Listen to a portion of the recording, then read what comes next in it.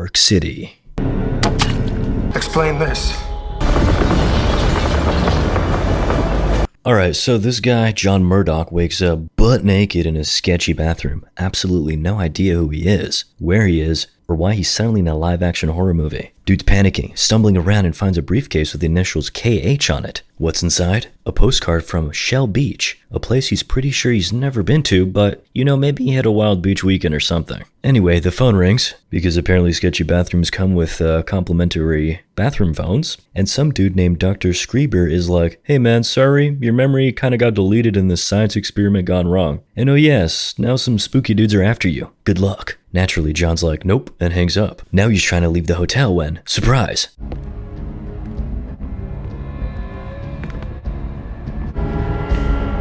John's like, "Okay, this day just keeps getting better," and hightails it out of there. As he's sprinting, he notices 3 ridiculously tall pale guys looking like they're on their way to audition for the next goth fashion show. He hits the lobby, and guess what? Everyone's taking an unexpected power nap. People in the elevator, out cold. It's like the whole hotel collectively decided to hit the snooze button. Then boom. John's like, "Yeah, I'm out," and bolts. Meanwhile, the tall spooky dudes, they show up at the front desk, give the receptionist the stink eye, and when he's got no answers, they hit him with some mystery juice. I'm sure he's fine. Sleep now. Cut to Emma, John's wife, who's apparently just finding out her husband's memory is toast, and he's being hunted by creepy bad guys. Dr. Schreiber's like, "Hey, if you see him, just give me a shout, yeah?" And Emma, because she's in a movie, is like, "Sure, that sounds reasonable." Then we get Inspector Bumstead, who's like, "Alright, we've got 6 murder victims, all with this weird spiral doodle on them, and guess who was last seen at the hotel? Our boy John." So naturally, he calls Emma like, "Hey, your husband might be a serial killer. Just FYI, maybe turn him in, please." Meanwhile, John's out there wandering the city, glowing fingerprints and all. He stumbles across a Shell Beach sign. Hey, from the postcard. Climbs up to check it out, but surprise. So it seems you've discovered your unpleasant nature. Sleep now.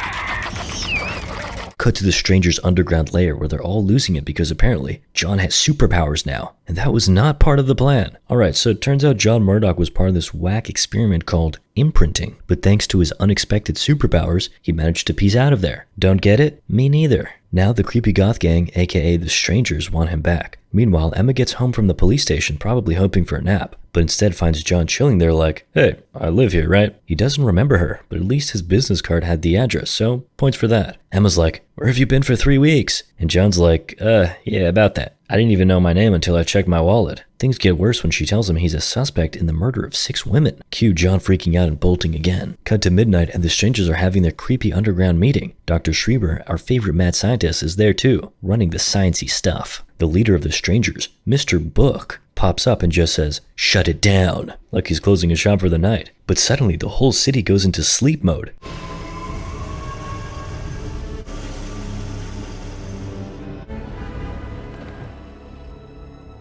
Everyone's out cold, except John, because apparently he's too cool for nap time. He's wandering around shaking people like, "Wake up, people! Wake up, sheeple!" But nope, they're down for the count. Then the city goes full on Transformer mode.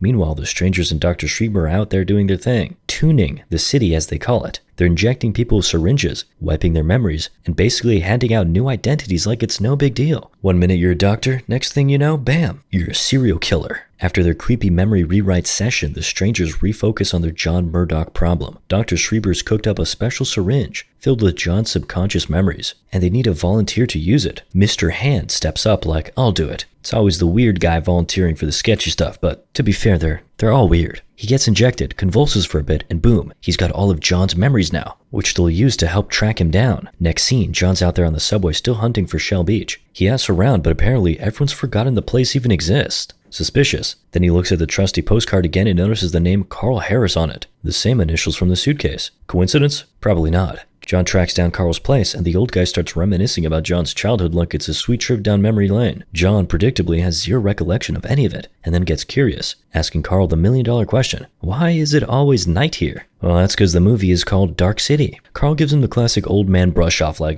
just get some rest, kid. But surprise, Carl's not as chill as he seems. As soon as John's out of sight, he calls up Emma like, hey, John's here, FYI. He's acting really weird, might want to come pick him up. Emma spills the beans to Inspector Bumstead, and now the whole crew's heading over, but little do they know, Mr. Hand's been eavesdropping on the whole convo using John's own memories. I guess that makes sense. John realizes he's been sold out, but by the time he tries to make a run for it, the strangers, led by Mr. Hand, are already outside, ready for a showdown.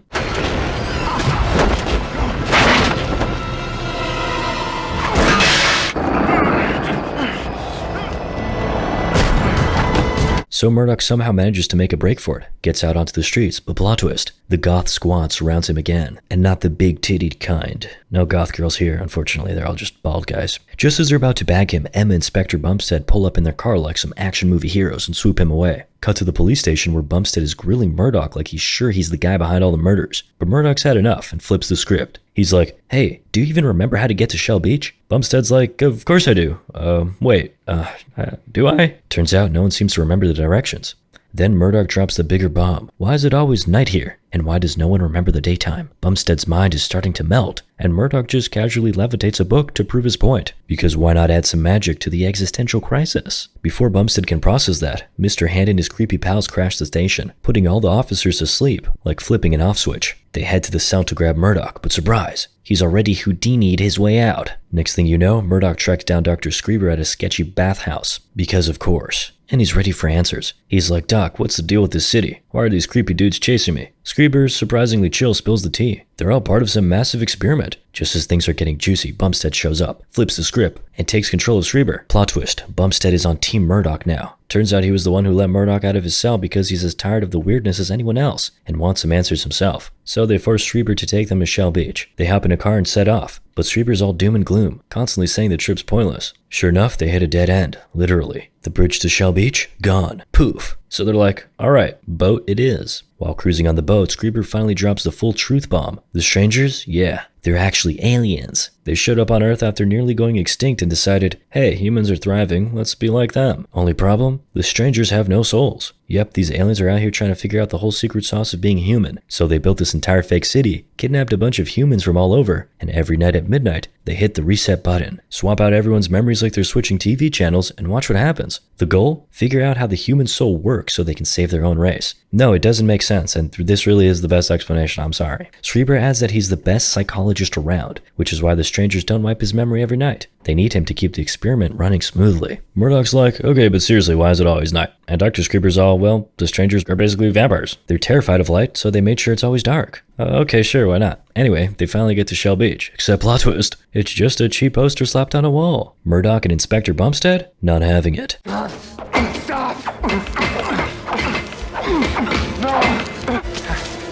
No!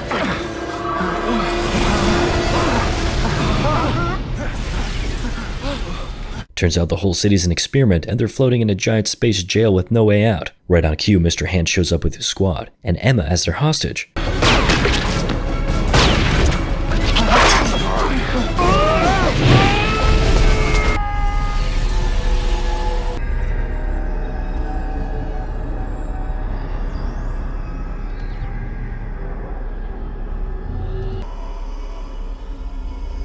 Meanwhile, Mr. Hand's like, alright Murdoch, game over, and they nab him. Fast forward, Murdoch's tied to a chair, surrounded by the creepy alien mob who are all chanting for his demise. But Mr. Book, the head stranger, has bigger plans. He orders Dr. Screever to inject Murdoch with a special imprint that will basically let the strangers take over his soul. Don't ask questions on how that works, just go along with it. Screever's sweating bullets but pulls a fast one. He switches the syringe and injects Murdoch with all his original memories instead. Well, in fact, these memories are a little bit altered as you're about to find out. Cue the memory montage. Murdoch suddenly remembers everything, including that he really was born in Shell Beach. Now with all his memories unlocked, he's stronger than ever. In one flashback, Dr. Screever is in there, giving him a pep talk. Like, hey, you have all these powers, bro, and you gotta defeat these aliens and take over the city. You see, Dr. Screever implanted himself in various memories, so that Murdoch could quickly learn how to use the power and turn it on the aliens.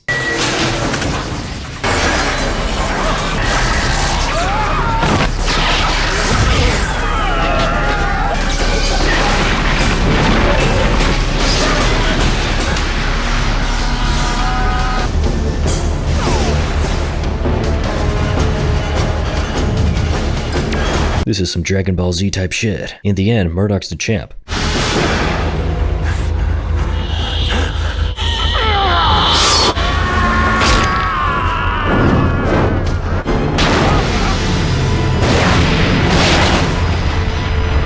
After the dust settles, Murdoch's like, hey, what about Emma? But Streeper drops the bad news. Emma's memories have been wiped in the last tuning session, so she has no clue who he is. Murdoch's devastated, but he's not giving up just yet. With his new godlike powers, he decides to rewrite everything.